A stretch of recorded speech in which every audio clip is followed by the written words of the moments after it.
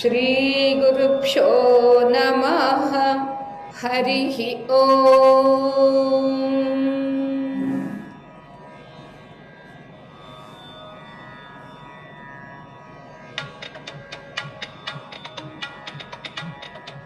सर्वतन्त्र स्वतन्त्राय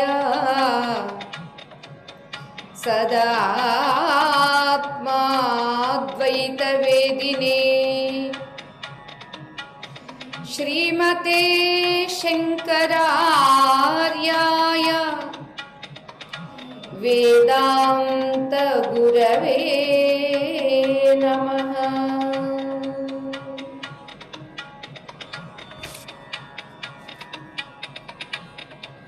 यदज्ञानतो भाति विश्वं समस्तं विनष्टं च सद्यः यदात्मप्रबोधे मनोवागतीतं विशुद्धं विमुक्तं मनोवागतीतं विशुद्धं विमुक्तं परं ब्रह्म नित्यं तदेवाहमस्मि परं ब्रह्म नित्यं तदेवाहमस्मि तद्ब्रह्माहमस्मि। ప్రియ దివ్యాత్మ స్వరూపులారా, స్వరూపానుసంధాన సత్సంగానికి స్వాగతం. శంకర భగవత్పాదుల వారు మనకున్నటువంటి అజ్ఞానాన్ని గుర్తు చేస్తున్నారు, తెలియచేస్తున్నారు. అది మనం తెలుసుకుంటే దాన్ని యాక్సెప్ట్ చేస్తామని.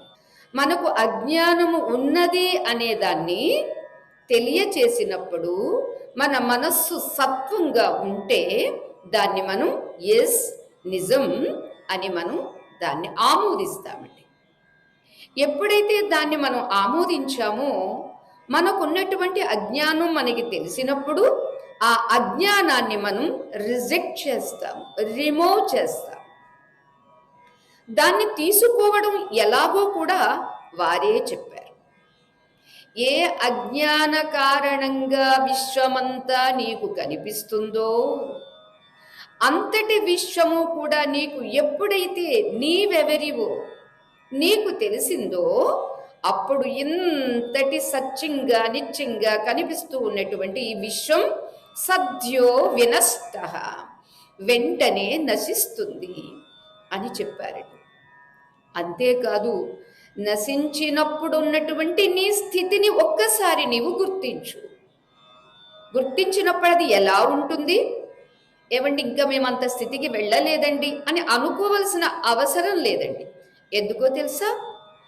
ప్రపంచము నశించినటువంటి స్థితి మనందరికీ అనుభవంలో ఉంది, గాఢ నిద్రలో. అంచేత అక్కడ జాగ్రత్త స్వప్నములు లేవు, కేవలం స్వరూప స్థితిలో మాత్రమే ఉన్నాను. అయితే ఎటొచ్చి ఎరుక లేదంతే. అంచేత ప్రపంచము లేని స్థితి ఆ నిద్రావస్థలో, గాఢ నిద్రావస్థలో మీరెలా ఉన్నారు? మనస్సుతో ఊహించగలరా? వాక్కుతో వర్ణించగలరా? లేదే. నిద్రావస్థనే మనస్సుతో ఊహించడమో వాక్కుతో వర్ణించడమో చేత కాకపోతే ఇక విశుద్ధము విముక్తము అయినటువంటి ఆత్మస్వరూపాన్ని అభివర్ణన చెయ్యడానికో ఊహించడానికో ఈ మనస్సుకి వాక్కుకు అలవి కాదు.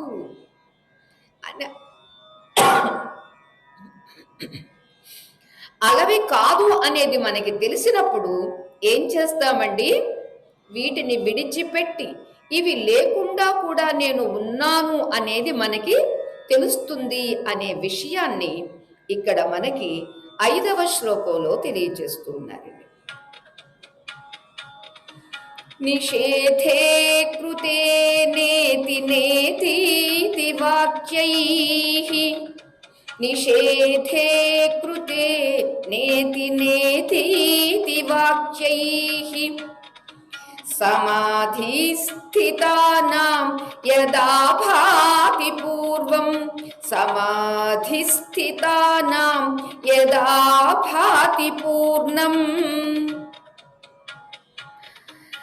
అవస్థాత్రయాతీతమద్వైతమేకం అవస్థాత్రయాతీతమద్వైతమేకం పరం బ్రహ్మ నిత్యం తదేవాహమస్మి పరం బ్రహ్మ నిత్యం తదేవాహమస్మి తద్బ్రహ్మాహమస్మి. ఇక్కడ ఏం తెలియచేస్తూ ఉన్నారు అంటే, నిషేధే కృతే, నీ స్వరూపం ఏదో నీకు తెలియాలి అంటే నీవు కానిదాన్నంతా నిషేధించాలి. నీవు నిషేధించుకున్నప్పుడే నీవెవరివో నీకు నిర్ధారణ అవుతుంది. అందుచేత నిషేధం ఎలా చెయ్యాలి? నీకు ఏదేది తెలియబడిందో అదల్లా నా ఇతి నేతి నేతి ఇది వాక్యైః, ఈ రీతిగా ఆయా వాక్యములతో అన్నింటినీ నిషేధిస్తూ ఉండాలి. ఎవరండి, ఎవరికండి అని అంటే, అరే మనస్సుకి వాక్కుకి అతీతమై విశుద్ధమై విముక్తమై ఉన్నటువంటి స్థితి ఏమిటది? సమాధి స్థితి. ఏమిటండి సమాధి అంటూ నాకేమో తెలియదండి అని అంటే ఏమీ ఇబ్బంది లేదు. సమమైన తత్వమునందు ధీని ఉంచుటయే సమాధి. సమమైన తత్వం ఏది? ఈ లోకంలో మన కంటి ముందు కనిపించేది గాని మనస్సులో ఊహించేది గాని సమమైనది ఏదీ లేదండి. ఒకే ఒక్కటి. ఏమిటది? బ్రహ్మ. నిర్దోషం హి సమం బ్రహ్మ. గీతలో కూడా పరమాత్మ చెబుతారు. అది ఏ దోషములు లేనటువంటిది ఆ బ్రహ్మతత్వము. అటువంటి బ్రహ్మతత్వము అంతటా ఉన్నది, నీలో ఉన్నది, నీతో ఉన్నది, నీవుగా ఉన్నది. అలా నీవుగా ఉన్న తత్వమందు నీవేదో అక్కడికి వెళ్ళి నిలవడమే సమాధి. అటువంటి సమాధి స్థితిలో ఉన్నటువంటి వాడు ఏం చెయ్యాలి? ఇక్కడ ప్రాసెస్ చెబుతున్నారండి. ప్రాక్టికల్గా ఏం చెయ్యాలి తెలియచూస్తున్నారండి.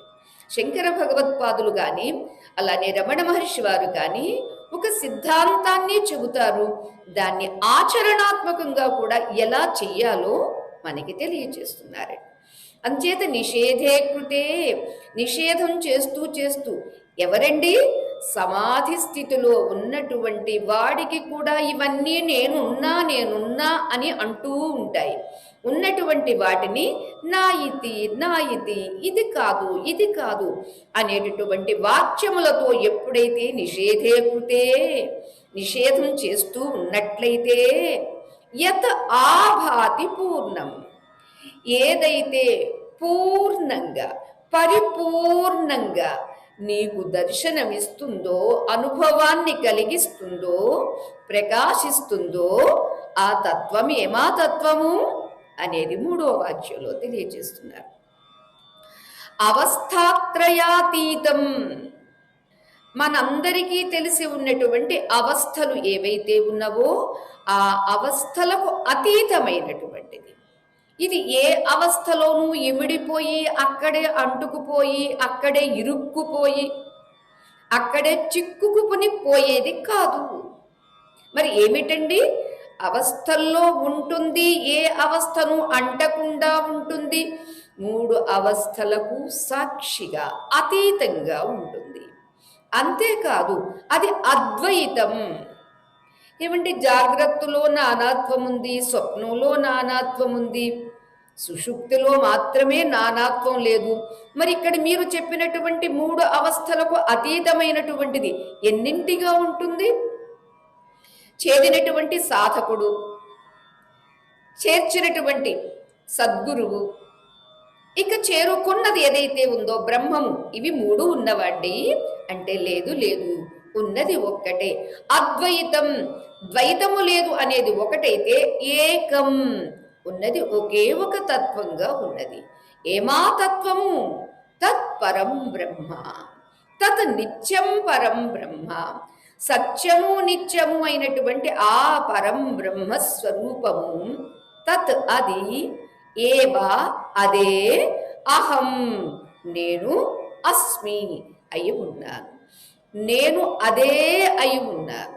నేను ఇదే కాదు, ఇది కాదు, నేను అదే అయి ఉన్నాను అని చెప్పారండి. ఇక్కడ మనం కాస్త ఆలోచిస్తే ఒకసారి మజ్ను టైంలోనండి పాపం లైలాను చాలా ప్రేమించాడండి. ఎంతగా ప్రేమించాడు అంటే ఆమె తప్ప అతడికి మరేమీ వద్దు, మరేమీ కాదు. ఆ కాలంలో పరిపాలించేటటువంటి ఒక బాద్షా ఆయన్ని పిలిచాడండి. చూడు మజ్ను, నీవు ఎందుకు ఆ అమ్మాయిని అంతగా ప్రేమిస్తున్నావు? ఆ అమ్మాయి అందంగా లేదు కదా అంటాడండి. మీకు అందంగా లేదేమో, నా కళ్ళతో చూడండి ఎంత అందంగా ఉంటుందో అంటాడు మజ్ను. సరే, ఆయన అంటాడు, ఎంత అందంగా ఉన్నా ఎందుకంత, మరలా పెళ్లి చేసుకుంటే చాలా చాలా సమస్యలు వస్తాయి, అదంతా ఎందుకు, చూడు నీకు నేను ఒక మంచి ఇల్లు ఇస్తాను, ఆ అమ్మాయిని విడిచిపెట్టేసేయి, పెళ్ళి అనేది విడిచిపెట్టేసేయి అంటాడు. నాకు ఇల్లు వద్దు అని. పోనీ నీకు ఒక పోస్ట్ ఇస్తాను, మంచి పోస్ట్ ఇస్తా, దానిలో నువ్వు చక్కగా ఉంటూ చక్కగా ఎంగేజ్ అయ్యి ఆ అమ్మాయిని మర్చిపో అంటాడండి. ఆహా, నా తరం కాదు, మీరు నాకు ఏ పోస్ట్ ఇచ్చినా, అది ఇది కాదు, మీ పోస్ట్ ఇచ్చినా నాకు వద్దు అంటాడు. అంటే అతడు ఉన్నటువంటి బాదుషా పోస్ట్ ఇచ్చినా కూడా వద్దంటాడు. ఎలా చెప్పాలి, ఏం చెప్పాలి అని అతడు ఉన్నటువంటి అతడి పరిధిలో ఇతడికి ఏమి ఆఫర్ చేస్తే ఆ లైలాని మర్చిపోతాడు అని చాలా ప్రయత్నం చేశాడండి. ఎంత ప్రయత్నం చేసినప్పటికీ అతను అంటాడండి, పెళ్లి చేసుకున్నా చేసుకోకపోయినా నాకు ఆమె కావాలి, ఆమెనే నేను ప్రేమిస్తూ ఉంటాను, అది తప్ప నాకు అన్యం లేదు కాదు అంటాడండి. ఇది ఎందుకు చెప్పుకుంటున్నామంటే మనందరికీ మజ్నుకి లైలా మీద ఎలా ఉందో మనకి మన స్వరూపం మీద అలా ఉండాలి. అంత పిచ్చి ప్రేమ ఉండాలండి.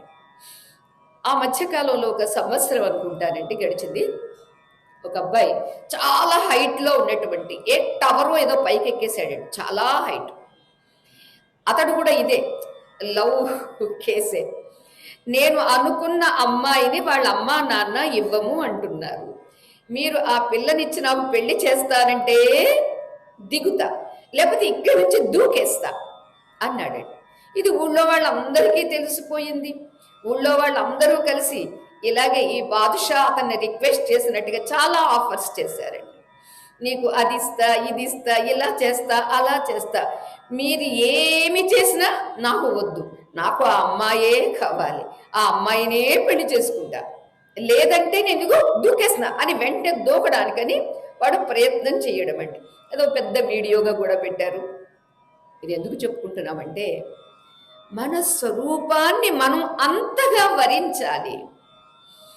నచికేతుడికి యమధర్మరాజు చెప్తారండి, ఎవరైతే ఆత్మను అంతగా ఆరాధిస్తారో వాళ్ళనే ఆ ఆత్మ అనే వరుడు వరిస్తాడు అని. చూడండి, అంటే మనల్ని ఇంకా వరించలేదు అని చెప్పుకుందామా, లేదా మనం వరించలేదు అని చెప్పుకుందామా? ఏమోనంటే లైలా మజ్ను అంత ప్రేమ, లేదా 1 year బ్యాక్ చెప్పినప్పుడు ఆ కుర్రాడుకున్నంత ప్రేమ మాకెక్కడుందండి అని అందామా? అని అంటే ఏమో అది సబబేమో అనిపిస్తుంది. ఉంటే ఎందుకింత వ్యవధి, ఉంటే ఎందుకింత విరామము, ఎందుకింత ఆలస్యము? ఇంకా మజ్ను వేరే, లైలా వేరే, లవర్ వేరే, వాడు ప్రేమించినటువంటి అమ్మాయి వేరే. ఇక్కడ మనం అలా కాదే. మనం ప్రేమించాల్సిన, ఆరాధించాల్సిన, చేరాల్సిన ఆ తత్వము మనకన్నా వేరు కాదు. అది నీ తత్వమే, నీ స్వరూపమే. నిన్ను నీవు చేరడానికి, నిన్ను నీవు గుర్తించడానికి ఎందుకింత ఆలస్యం? ఏమోనండి, నాకేం అర్థం కావటం లేదండి. ఓకే, నీకు అర్థం కాకపోతే నేను చెప్పినట్లుగా చెయ్యి. ఏం చేస్తావు?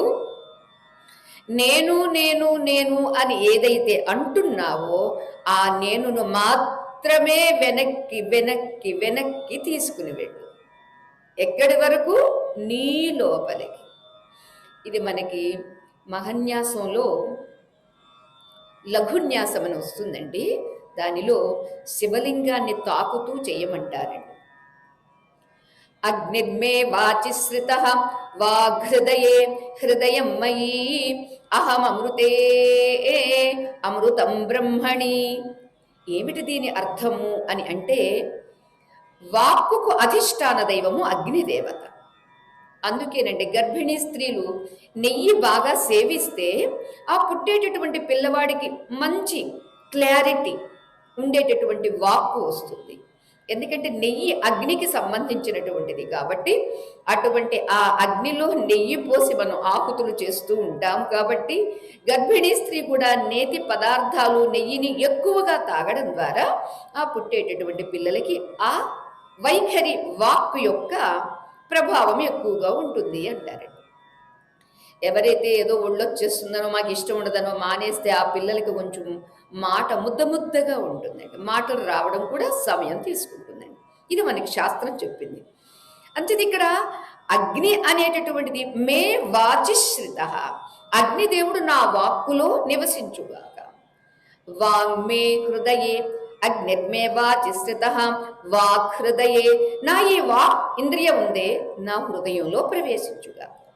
హృదయం మయీ, నా ఈ హృదయము నా యందు ప్రవేశించుగాక. చూడండి ఆ ప్రాసెస్ చూడండి. అంటే ఒక ప్రాక్టికాలిటీ ఎలా ఉంటుంది అనేది మనకి తెలియజేస్తున్నారు. అగ్నిదేవుడు వాక్కులో, వాక్కు నా హృదయంలో, నా హృదయము నా యందు. ఎప్పుడైతే హృదయం మయీ అహం అమృతే, నేను ఎప్పుడక్కడ అమృతమందు. ఏమిటా అమృతము? అమృతం బ్రహ్మణి. అమృతం అంటేనే బ్రహ్మస్వరూపము. అంచేత ఇలా ఒకదానికొకటి ద్వారా లయమయ్యేది ఎక్కడండి? బ్రహ్మయందు. ఇదే మనకి గీతలో ఒకదాని యందు జుహోతి, హవనం చెయ్యడము, హోమం చెయ్యడము, సమర్పించడం. నిన్న మనం చెప్పుకున్నామే, రేపు తొలి ఏకాదశి. మన ఏకాదశి ఇంద్రియములను, వాటి విషయములను ఇంద్రియముల యందు, ఇంద్రియములను ఇంద్రియాధిపతి అయినటువంటి హృషీకేశుడైనటువంటి భగవంతుని యందు ఎప్పుడైతే సమర్పిస్తామో అది సమమైనటువంటి తత్వమునందు నేను అనేటటువంటిది నిలిచి ఉండడం. అంచేత అగ్ని అనేది వాక్కు యందు, వాక్కు హృదయమందు, హృదయము నాయందు, నేను బ్రహ్మయందు. ఇంకా బ్రహ్మ తర్వాత ఎవరూ లేరండి, ఉన్నది ఒకే ఒక బ్రహ్మ. చూడండి, మనల్ని తీసుకుని వెళ్ళి ఎక్కడి నుంచి ఎక్కడికి తీసుకుని వెళ్ళి బ్రహ్మగా నిలిపి ఉంచు. సూర్యో మే చక్షుషి స్థితః చక్షుర్హృదయే హృదయం మయీ అహం అమృతే అమృతం బ్రహ్మణి. ఇలా సూర్యుడు నా కళ్ళల్లో ఉండుగాక, నా కళ్ళు నా హృదయంలో, నా హృదయం నా యందు, నేను బ్రహ్మయందు. అలానే దిశో మే శ్రోత్రే శ్రితాః. నా ఈ శ్రోత్రేంద్రియం, దశ దిశలు నా ఈ శ్రోత్రేంద్రియంలో ప్రవేశించుగాక. దిగ్దేవత కదండి మన చెవికి అధిదేవత, మన కంటికి అధిదేవత సూర్యుడు. అంతేత సూర్యో మే చక్షుషి శ్రితః దిశో మే శ్రోత్రే శ్రితాః. ఇలా ఏ ఏ ఇంద్రియానికి ఏ ఏ దేవత అధిదేవతగా ఉన్నాడో ఆ అధిదేవత ఉంటేనే ఇంద్రియములు పనిచేస్తున్నవి అనేది మనకి తెలియడం ఒకటైతే, ఇంత అధిదేవతతో కూడినటువంటి ఈ ఇంద్రియముకు స్థానం ఏమిటండి? నా హృదయం. ఎంతటి నా హృదయము ఏ రీతిగా అది మనగలుగుతుందండి? నేను ఉండడం వల్ల. ఏమా నేను? మాతాజీ అయిన నేను కాదు, మనోబుద్ధ్యాదులైన నేను కాదు, ఇదేది కాని నేను. అంచేత నాయందు ఈ నేను ఎక్కడా? బ్రహ్మణి. నేను బ్రహ్మయందు. అలా సర్వేంద్రియాలకు అక్కడ తెలియచేస్తారండి. ఆత్మ నిశ్రిత ఆత్మా హృదయే హృదయం మయీ అహమృతే అమృతం బ్రహ్మణి. ఆత్మ మే ఆత్మనిశ్రిత, నేను నేను నేను అంటున్నటువంటి నేను నాయందు కలవాలి. ఈ నేను కాస్త మరలా ఎక్కడంటే నా హృదయమందు కలగాలి. నా హృదయము నాయందు కలవాలి, నేను బ్రహ్మయందు కలవాలి. ఇది సమాధి అంటే. మరి అక్కడ వరకు వెళ్ళాలంటే ఏం చెయ్యాలండి? అంతవరకు వెళ్ళేలోపుగా ఏవేవైతే నేను, ఇదిగో నేను, ఇది నేను, ఇది నేను అని ఏవేవైతే నిన్ను అంటూ ఉంటాయో, అంటూ ఉన్నటువంటి వాటినన్నింటినీ కాదు కాదు కాదు, నా ఇది అని నిషేధించాల్సి వస్తుంది. ఎందుకంటే ఈ నిషేధమంతా నిర్ధారణ కోసమండి. ఏమి నిర్ధారణ? స్వరూప నిర్ధారణ. నేను ఎవరినో నిర్ధారించటం లేదండి, నన్ను నేను నిర్ధారించుకోవడం కోసం నేను కాని దాన్ని నిషేధించాలి. ఇప్పుడు చూడండి, ఒక్కొక్కసారి మనం టేబుల్ దగ్గర ఏదో వర్క్ చేసుకుంటూ పేపర్స్ అది డస్ట్బిన్లో వేసేస్తాం. దానిలో ఏదో ఇంపార్టెంట్ పేపర్ మనం మర్చిపోయాం, వెతుకుతూ ఉన్నాం. వెతికేటప్పుడు ఆ డస్ట్బిన్లో అంతా మరలా ఒకసారి ముందు వేసుకుని ఆ ప్రతి పేపరు చింపేసి ఉంటే దాన్ని దగ్గరకు చేర్చి ఇది అవునా, ఇది కాదా, ఇదా కాని దాన్నంతా ఏం చేస్తామండి? ప్రక్కకు నెట్టేస్తాం. వెతగ్గా దానిలో పడేస్తే అది ఉంటుంది, దానిలో పడేయలేదు, ఉండదు. ఇది డస్ట్బిన్ కాబట్టి. కానీ ఇక్కడ డస్ట్బిన్ కూడా కాదండి. డస్ట్బిన్లో వేసిన దాన్ని చూడడం కోసం ప్రతి ఒక్కటి సునిశ్చితంగా మనం పరిశీలన చెయ్యాలండి. కానీ ఇక్కడ ఏమిటంటే, నేనెవరో నన్ను నేను తెలుసుకోవడం కోసమని పనికిరాని డస్ట్ లాగా ఉన్నదేదో దాన్ని నిషేధించాలి.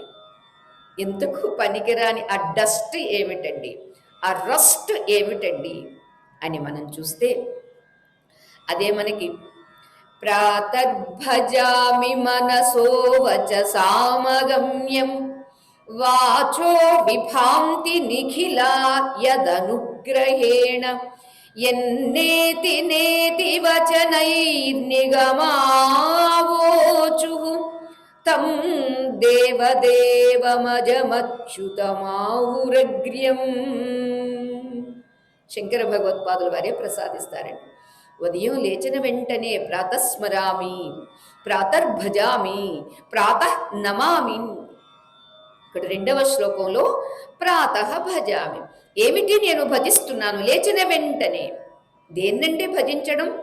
ప్రాతర్భజామి మనసో వచసామగమ్యం. మనసః వచసః, మనస్సుకి వాక్కుకి గమ్యం కానటువంటి తత్వాన్ని నేను భజిస్తూ ఉన్నాను. అందుకే లేచిన వెంటనే ముందుగా దేన్ని భజించాలండి? నేను అని డింగున శరీరం మీదకి వాలిపోతూ ఉంటే, నువ్వు శరీరం కాదు, నేను ఆత్మను, నేను బ్రహ్మను అని తనను తాను స్మరించుకోవాలి అని ఇక్కడ మనకి నేర్పిస్తున్నారండి.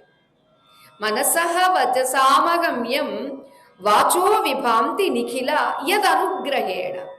ఆహా, లేచింది ఎప్పుడైతే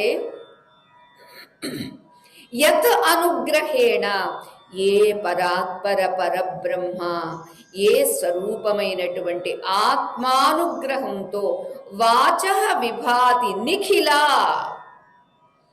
జ్ఞానేంద్రియములు 5, కర్మేంద్రియములు 5, ప్రాణములు 5, మనస్సు, బుద్ధి ఇన్ని పనిచేస్తూ ఉన్నవి ఎవడి అనుగ్రహంతో అండి? ఏ పవర్ కనెక్షన్తో అండి?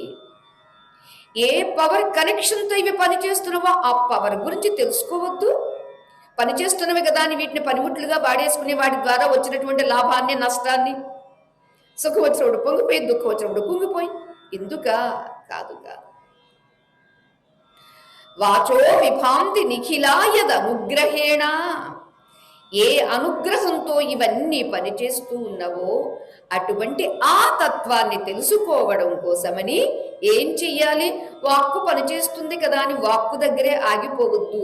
ఓ నా మనస్సు మంచి బాగా అలర్ట్గా ఉందండి, మంచి తేజస్సుగా ఉందండి, ఇప్పుడు చాలా చురుగ్గా ఉందండి, అంచేత మనస్సుతోటే పనిచేస్తానండి. నో. ఎందుకని? అది నిషేధించదగినటువంటిది.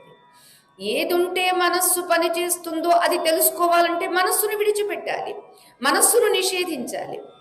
ఏదుంటే ఈ వాక్కు పనిచేస్తుందో దానికోసమని వాక్కును కూడా నిషేధించాలి. వాచో విభాంతి నిఖిల యదనుగ్రహేణ యన్నేతి నేతి వచనైః నిగమా అవోచు.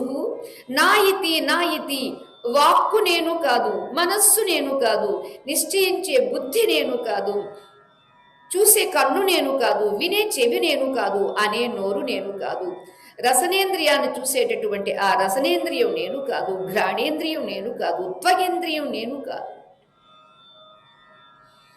మరలా మనకి నిర్వాణ షట్కంలో చెప్పారే, మనోబుద్ధ్యహంకార్ చిత్తాని నాహం, మనోబుద్ధ్యహంకార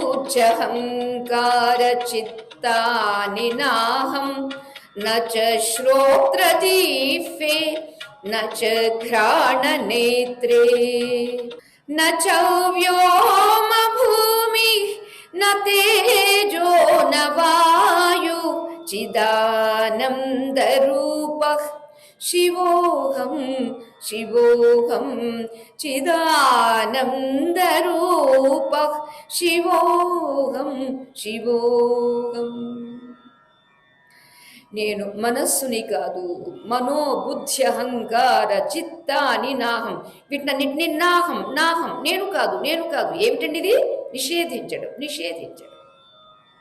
నిషేధం దేనికి? నిర్ధారణ కోసం. ఎవరి నిర్ధారణ? నా నిర్ధారణ, నా స్వరూప నిర్ధారణ. ఇంతవరకు నేను నేను నేను ఇది అనుకున్నాను, కాదు కాదు, అది నేను. తత్ ఏవ అహమస్మి. ఎందుకు తత్ అని చెబుతున్నామండి? ఇంకా ఆ నిష్ఠ కుదరలేదు కాబట్టి. దేహం మీద నిష్ఠ బాగా ఉందండి. ఎవరు అంత దూరంలో మాతాజీ అన్న ఏంటి నా గురించి ఏదో అనుకుంటున్నట్టున్నారు, ఏమైనా విమర్శిస్తున్నారా లేక అభినందిస్తున్నారా అని వెంటనే వస్తుందండి. ఏమిటి? దీని మీద స్పృహ అంతగా ఉందండి. అంతగా ఉన్న కారణంగా ఏం చేయాలి? దీన్ని చాలా గట్టిగా నిషేధించాలి. మాతాజీలు నేను కాదు. అరే మాతాజీ అంటే ఏంటి? యాక్చువల్గా మాతాజీ అంటే ఏమిటి? తల మాతాజీనా, కన్ను మాతాజీనా, ముక్కు మాతాజీనా, నోరు మాతాజీనా, మెడ మాతాజీనా, బొజ్జ మాతాజీనా, కాళ్ళు మాతాజీనా, చేతులు మాతాజీనా?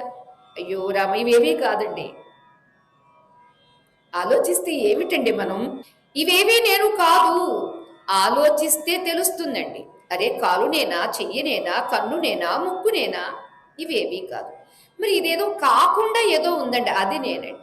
అంచేది కానిదాన్నంతా కాదు అని ఒక నిర్ధారణకు వచ్చేసే. ఇది కాదు నేను. నిషేధం చేసిందల్లా నాహం నాహం నాహం. నచ శ్రోత్ర జిహ్వే నచ ఘ్రాణ నేత్రే. జ్ఞానేంద్రియములు నేను కాదు. అలాగే పంచభూతములు, నచ వ్యోమ భూమి న తేజో న వాయు. పంచభూతములే ఈ శరీరంలో ఉన్నవి. ఆ పంచభూతములే లేకపోతే ఈ సమ్మిశ్రితమై ఈ శరీరం ఇలా ఏర్పడే వీలు లేదు. ఏ రీతిగా మట్టి లేకుంటే కుండ లేదో అలా పంచభూతాలే లేకుంటే మన ఈ శరీరం ఉండే వీలు లేదు. అంచేత ఏ పంచభూత సమ్మిశ్రితంగా ఉందో అంచేత ఈ పంచభూతంలో ఏదీ నేను కాదు. పృథ్వీ నేను కాదు, జలము నేను కాదు, అగ్ని నేను కాదు, వాయువు నేను కాదు, ఆకాశం కూడా నేను కాదు. మరి ఎవరినండి నేను? ఇక్కడ నిర్ధారణ చేస్తున్నారండి. చిత్ ఆనంద స్వరూపం. జ్ఞానమే, చైతన్యమే, ఆనందమే స్వరూపము. ఆ స్వరూపము శివస్వరూపము, మంగళ స్వరూపము. తదేవ అహమస్మి. చిదానంద రూప శివోహం శివోహం శివోహం. ఆ శివతత్వము నేను. అంతేత దాని గురించి నీవు నిషేధించాల్సి వస్తుంది. ఏదేది కానిదో ఏదేది కాదో నా ఇతి నా ఇతి ఎన్నేతి నేతి వచనై నిగమా అవోచు. నాయితి అనేటటువంటి వాక్యములతో వేదాంత శాస్త్రములన్నీ తెలియచేస్తూ ఉన్నవి. నిగమా అవోచు, వేదాంత శాస్త్రములన్నీ చెబుతున్నవి. అందుచేత ఆ అనుభవాన్ని పొందిన ఆచార్యులు శంకర భగవత్పాదుల వారు మనకి తెలియచేస్తూ ఉన్నారండి. ఎన్నేతి నేతి వచనై నిగమా అవోచు తం దేవదేవం అజం అచ్యుతం ఆహుహు అగ్ర్యం. ఎవరండి అతడు? దేవదేవుడు. ఎవరండి అతడు? పుట్టనివాడు. ఎవరండి అతడు? అచ్యుతుడు, జారనివాడు. అందుకనే శ్రీకృష్ణ పరమాత్మని లేదా భగవంతుడిని అచ్యుత, అనంత, గోవింద మన ఎవరో చెప్పారండి, చాలా బాగుంది. అచ్యుత అచ్యుత అనండి, మీకున్న రోగం పోతుంది. నిజంగానండి, అది మనం అనాల్సిన రీతిగా హార్ట్ఫుల్గా ఫీల్ అవుతూ చెయ్యగలిగితే ఆ రిజల్ట్స్ మనకి తెలుస్తాయండి. అవునా కాదండి? అదివరకు నేను అచ్యుతాన్ని చాలాసార్లు పాట పాడేశానండి, అప్పుడు నాకేమీ అనిపించలేదండి. అఫ్ కోర్స్ అప్పుడు నీకు అనిపించలేదు, ఇప్పుడు అని చూడు. అంచేత అచ్యుత అనంత మన ఈ శరీరంలో నాడుల యొక్క ఆ అక్షర ఉచ్చారణ వల్ల కలిగేటటువంటి స్పందనలో 72,000 నాడులకి రక్త సరఫరా చాలా పర్ఫెక్ట్గా జరుగుతుంది. ఎప్పుడైతే ప్రతి నాడి చురుగ్గా పనిచేసిందో శరీరం ఆరోగ్యంగానే ఉంటుంది కదండి. అంచేత ఆయా చెప్పినటువంటి భగవన్ నామము ఎంత పని చేస్తుంది. ఇంతకు ఈ అచ్యుత అనంత ఎవరో దేవుడు, నీకేమీ సంబంధం లేదని చెప్పటం లేదండి. అచ్యుత అనంత గోవింద అంటూ అంటూ ఉంటే నీ బుద్ధి శుద్ధమైతే ఆ తత్వమే నేను. ఆ అచ్యుతుడు ఎవరో కాదు, నేనే. ఏ నేను? మేను కాని నేను.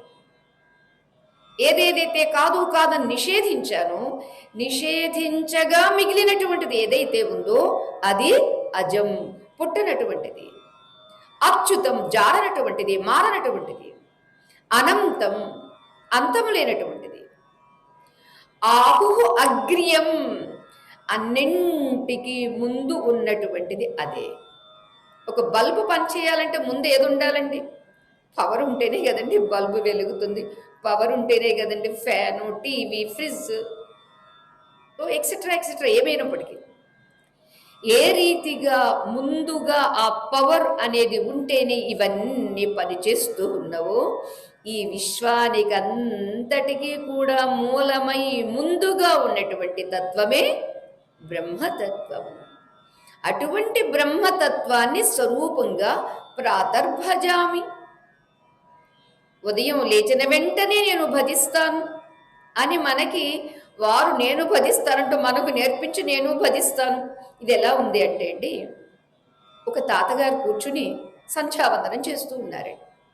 చిన్నపిల్లలు ఇమిటేట్ చేస్తారండి, ఒక మాట కానీ ఒక చేత కానీ. అంచేత పిల్లలు ఉన్న చోట పెద్దవాళ్ళు చాలా జాగ్రత్తగా ఉండాలని చెబుతారు. ఎందుకేనండి, వాళ్ళు తిట్టుకున్నారనుకోండి వీళ్ళు అదే తిట్లు తిడతారు, వాళ్ళు కొట్టుకున్నారనుకోండి వీళ్ళు అలాగే కొట్టుకుంటారు. వాళ్ళు ఒక మంచి ప్రవర్తనగా ఉన్నారనుకోండి వీళ్ళు కూడా దాన్ని అనుకరిస్తారు. తాతగారు ఎప్పుడు గాయత్రి సంధ్యావందనం చేస్తూ ఉంటే, అరే తాతగారు ఏదో చేస్తున్నారు, ఏదో ఆచమనం చేస్తున్నారు, నేను ఎప్పుడు చెయ్యాలా, తాతగారే చేసేస్తున్నారు, మరి నేను ఎప్పుడు చెయ్యాలా అనుకున్నారు. ఒకరోజు తాతగారు లేవడం ఆలస్యమైంది, పెద్దవారు కాబట్టి.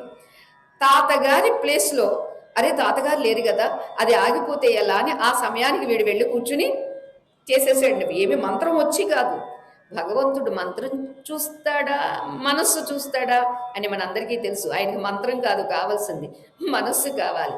ఆ మనస్సు ఎటువంటిది? నిర్మలమైనటువంటి మనస్సు, పవిత్రమైనటువంటి మనస్సు. పాపం ఆ పిల్లాడు కూర్చుని, స్వామి తాతగారు చేస్తున్నారు అందుచేత నేను కూడా చేస్తున్నాను, కానీ నాదొక్కటే కోరిక, మా తాతగారు మా బామ్మగారు బాగుండాలి, మా బామ్మగారు కాళ్ళు నొప్పులు పోవాలి, మా తాతగారు ఆరోగ్యంగా ఉండాలి, మా అమ్మ నాన్న బాగుండాలి, ఎందుకంటే వాళ్ళే నన్ను బాగా పోషిస్తున్నారు కాబట్టి. అంతేకాదు మా ఇంట్లో కుక్క పిల్ల బాగుండాలి, మా ఆశ్రమంలో జింక పిల్లలు బాగుండాలి, ఇవన్నీ చెబుతూ చెబుతూ చివరికి అంటాడండి, స్వామి నిన్ను నీవు కూడా బాగా చూసుకోవే, నువ్వు బాగుంటేనే కదా మా అందరినీ రక్షిస్తావు అని చెప్పాడు. ఇది ఏమిటంటే తాతగారు ప్రార్థిస్తున్నారు, నేను కూడా ప్రార్థించాలి. వీడికి ఆ లేత మనసు, పాపం మాయామర్మం లేదు కదండి, మాయామర్మం లేని కారణంగా మా వాళ్ళందరినీ చూడు స్వామి, మా వాళ్ళందరినీ చూసి నిన్ను నువ్వు ముందుగా చూసుకో స్వామి, ఇది నా కోరిక అన్నాడండి. అంతేండి, భగవంతుడు ఎంత ఇసైపోతాడండి. అంటే ఇలా పెద్దలను అనుకరిస్తూ ఉంటారండి పిల్లలు. ఇక్కడ మనం కూడా భగవత్పాదుల వారిని అనుసరించాలి అని, వారి దృష్టిలో మనం పిల్లలమే, మన దృష్టిలో మనం చాలా పెద్దవాళ్ళమండి, మాకు చాలా వయసు వచ్చేసిందండి. శరీరానికి వయసు వచ్చింది కానీ మనస్సుకి ఏదండి వయస్సు? మనస్సుకు కూడా రావాలండి వయస్సు. అంటే మనస్సుకు కావలసినటువంటి తగినటువంటి పరిణతి, పక్వత, పరిపక్వత. ఎప్పుడైతే మనస్సుకి బుద్ధికి పక్వత వచ్చిందో అప్పుడు శంకర భగవత్పాదుల వారిని మనం ఇమిటేట్ చేసేయచ్చునండి, అనుకరించవచ్చునండి. వారేమన్నారు? ప్రాతర్ భజామి, ప్రాతస్మరామి, ప్రాతర్నమామి. సరే మనం కూడా అవును, నేను ఉదయం లేచిన వెంటనే నమస్కరిస్తున్నా, ఉదయం లేచిన వెంటనే భజిస్తూ ఉన్నా, సేవిస్తూ ఉన్నా, ఉదయం లేచిన వెంటనే నమస్కరిస్తున్నా, స్మరిస్తున్నా, భజిస్తున్నా, నమస్కరిస్తున్నా. దేన్ని అని చెప్పారండి? ప్రాతస్మరామి హృది సంస్ఫురదాత్మతత్వం సచ్చిత్ సుఖం పరమహంస గతిం తురీయం యత్ స్వప్న జాగర సుషుప్తమవైతి నిత్యం తద్బ్రహ్మ నిష్కళమహం నచభూత సంఘ అని చెప్పారండి. అదే తత్వాన్ని, అదే విషయాన్ని ఇక్కడ మనకి ఈ 5వ శ్లోకంలో విజ్ఞాన నౌకలో కూర్చుండబెట్టినటువంటి మనతో ఏమనిపిస్తున్నారండి? అనుసంధానం కదా. అనుసంధానం అంటే ఏమిటి? ఒకసారి చెప్పిన దాన్ని మరలా వాళ్ళు సంధానం చెయ్యాలి, దాన్ని అనుసంధానం. ముందు మేము చెప్పామనుకోండి, వెనక మీరు చెప్పడం, అలా ముందు గురువుగారు చెప్పారనుకోండి, తర్వాత శిష్యులు చెప్పడం. అలా విజ్ఞాన నౌకలో మనల్ని కూర్చుండబెట్టి అనుసంధానం చేయిస్తూ ఉన్నారు. ఏమిటండి? కానిదాన్నంతా కాదు కాదు కాదు. మరి నేనెవరను? తద్బ్రహ్మ అహం, ఆ బ్రహ్మ నేను, నిష్కళం బ్రహ్మ. ఏ కళలు, ఏవి అప్ అండ్ డౌన్స్, చంద్రుడికి కళలు పెరుగుతూ ఉంటాయి, తరుగుతూ ఉంటాయి, కానీ ఆత్మచంద్రుడికి తరగడాలు పెరగడాలు లేదు, ఏ కళలు లేనటువంటి వాడు నిష్కళం. తద్బ్రహ్మ నిష్కళమహం నచభూత సంఘ. నేను ఈ పంచభూత సంఘమైనటువంటి దేహం కాదు. నిషేధం, నిషేధం. తద్వారా ఎప్పుడైతే నిషేధించి శేషించినటువంటి తత్వాన్ని నిర్ధారణ చేసుకున్నానో, యత్ ఆభాతి పూర్ణం, ఏదైతే పరిపూర్ణంగా వ్యాపించి ఉన్నదో ఆ తత్వమే నేను అని తెలుస్తుంది అని తెలియచేస్తున్నారండి. మరి ఇక ఆ తరువాత అవస్థాత్రయాతీతం అని మనకు తెలియచేస్తున్నారు. అది మనకి కైవల్యోపనిషత్తులో మనం వివరించుకున్నాము. విశేషించి మాండూక్యోపనిషత్తులో చాలా బాగా వివరించారండి. మాండూక్యోపనిషత్తులో 12 శ్లోకాలే అయినప్పటికీ దానిలో ఓంకారతత్వ నిరూపణ ఒకటైతే అవస్థాత్రయ సాక్షి నిరూపణ రెండవది. అంచేత ఆ అవస్థాత్రయ అతీత స్థితి ఏమిటి అనేది మనకి ఇక్కడ నిరూపణ చేస్తున్నారు. చెప్పుకున్నామే, శంకర భగవత్పాదులు కానీ శ్రీకృష్ణ పరమాత్మ కానీ ఉపనిషత్తుల్లో ఉండేటటువంటి వాక్యాల్ని తీసి మరలా మన కోసం దాన్ని సింప్లిఫై చేసి అందించారు. మిగిలిన అర్థాన్ని మనం రేపు చెప్పుకోవడానికి ప్రయత్నం చేద్దాము. ఓం సహనావవతు సహనౌ భునక్తు సహ వీర్యం కరవావహై తేజస్వినావధీతమస్తు మా విద్విషావహై. ఓం శాంతి శాంతి శాంతి. లోకాః సమస్తాః సుఖినో భవంతు, సర్వే జనాః సుఖినో భవంతు, సమస్త సన్మంగళాని సంతు. హరిః ఓం తత్సత్. శ్రీ గురుభ్యో నమః. హరిః ఓం. జయ రాధశ్రీ.